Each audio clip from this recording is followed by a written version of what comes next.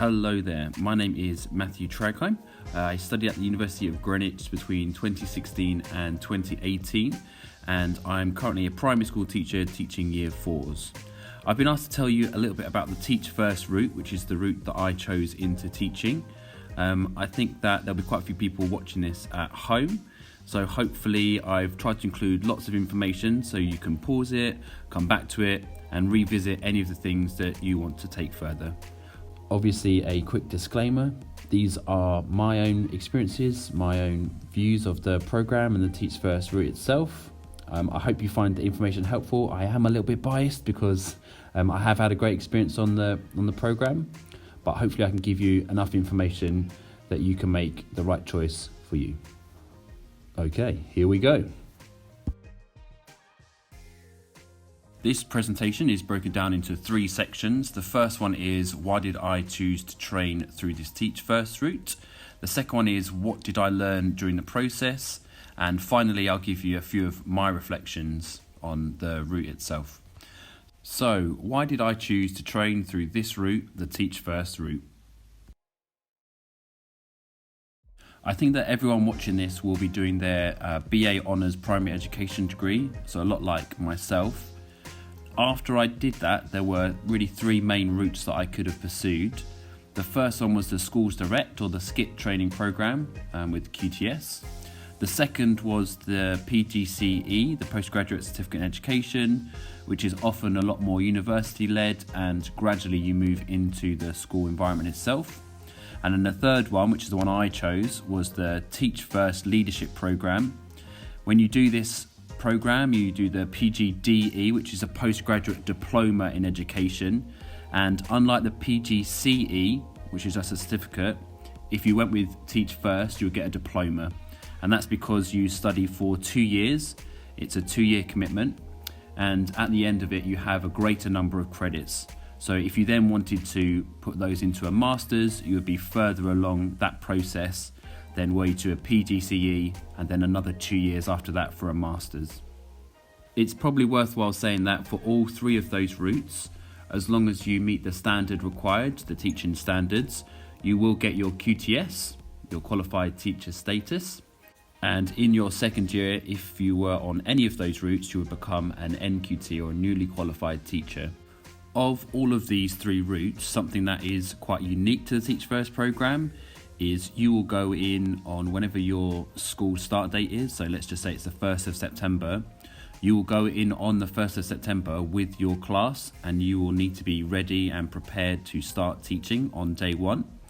There is an expectation that you will gradually build up to having greater independence with your class design and your lessons, but from day 1 you do have your own class. Whereas with the PGCE, it's a very gradual process. So when it's led by the university, you're gradually moving into the classroom.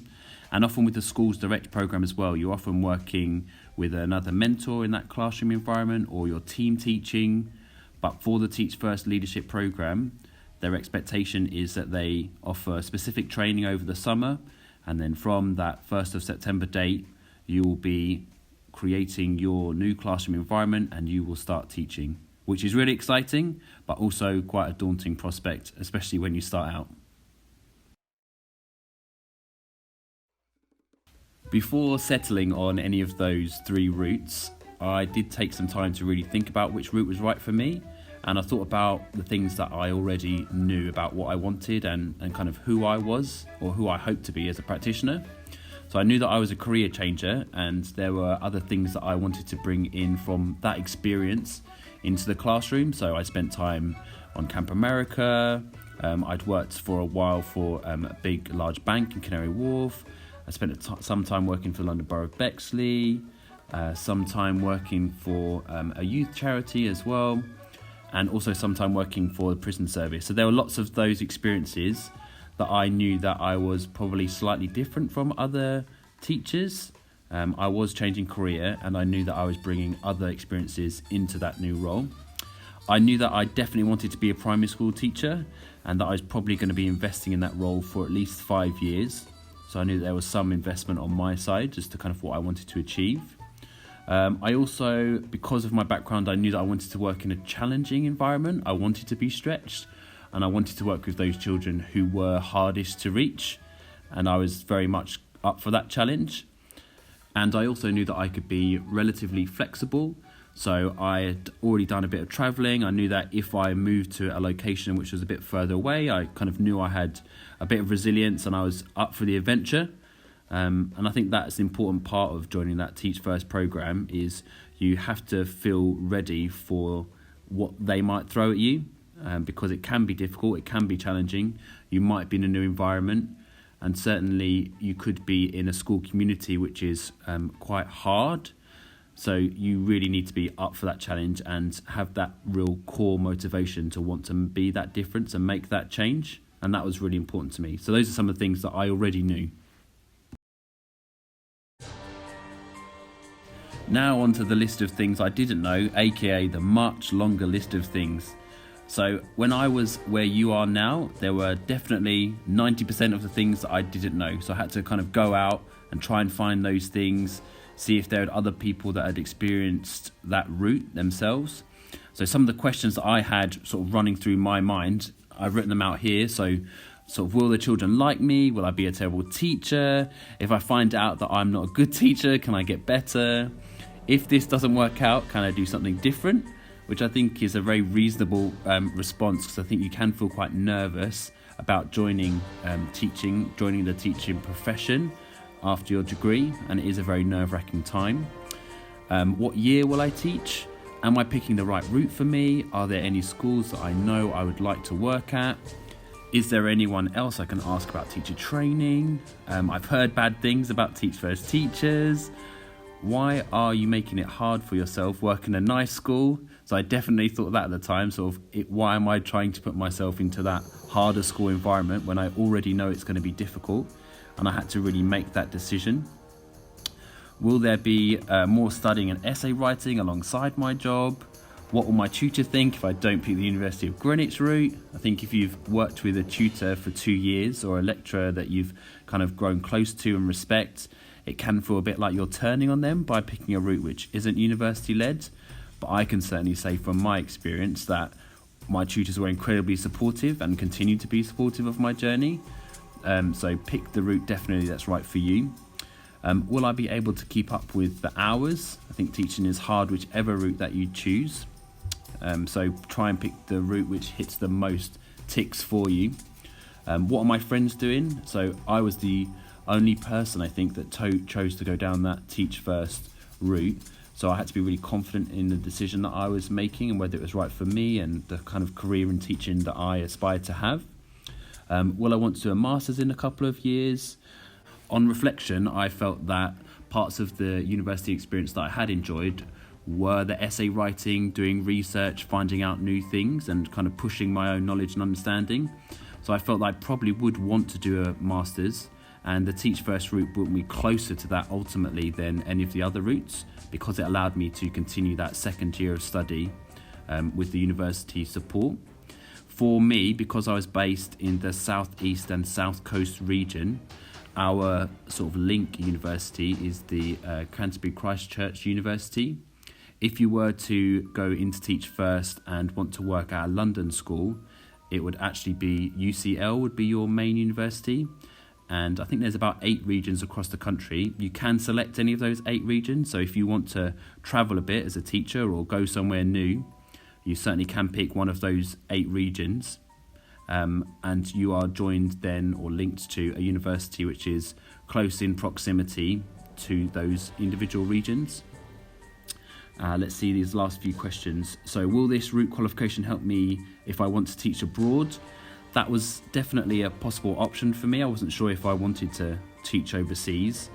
The PGDE, I think when I started it, it was either the first or second year they'd done it. So there wasn't much information around from other countries about whether they would accept the PGDE as a valid teaching qualification.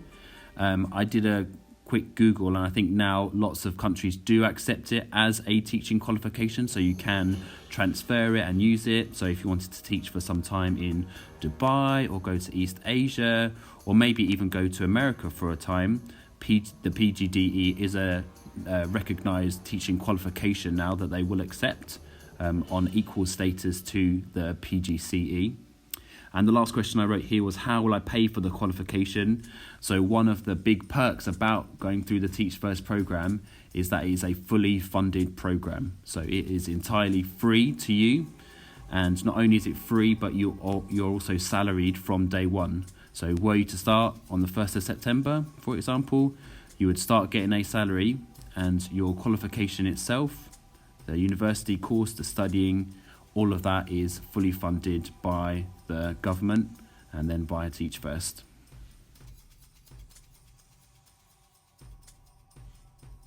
I don't know about you, but when I started to look into the 3 routes, I found lots of material, lots of kind of promotional marketing material, and Teach First is really good at creating quite empowering, quite powerful adverts, really telling you about their ethos, kind of what they're hoping to achieve as an organisation, as well as the types of school, the types of people that they employ and put through their programmes.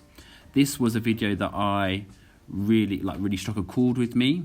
There are lots of videos, so I do recommend you checking out the Teach First YouTube channel. The link's at the end of this slide deck. But this video, to me, it spoke to me, so I'd like to share it with you. So this is one of the videos that I found particularly inspiring and was one of the reasons that really drew me into who Teach First are and kind of what they're trying to achieve as an organisation.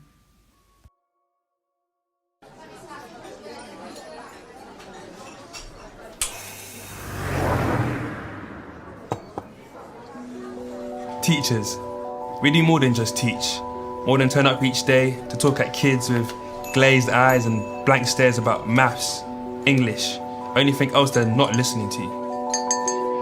We're the ones who open minds and open eyes for kids who seem to think it's already been decided just because of where they were born or how much their parents earn. We're the ones who find that spirit, that genius, that spark, that glint in the eye that says, my life's not decided. I don't care where I'm from. I want what everyone else has, that same chance, that same opportunity to live my dreams, decide my future. But it's not that easy. You can't just turn up and talk. You have to commit. You must love what you do. Because we're the ones who will help change lives in schools, in society, long after the books are closed and the classrooms emptied. Not because of what we said, or even what we taught, but how we made them feel, each and every one of them. See you in class.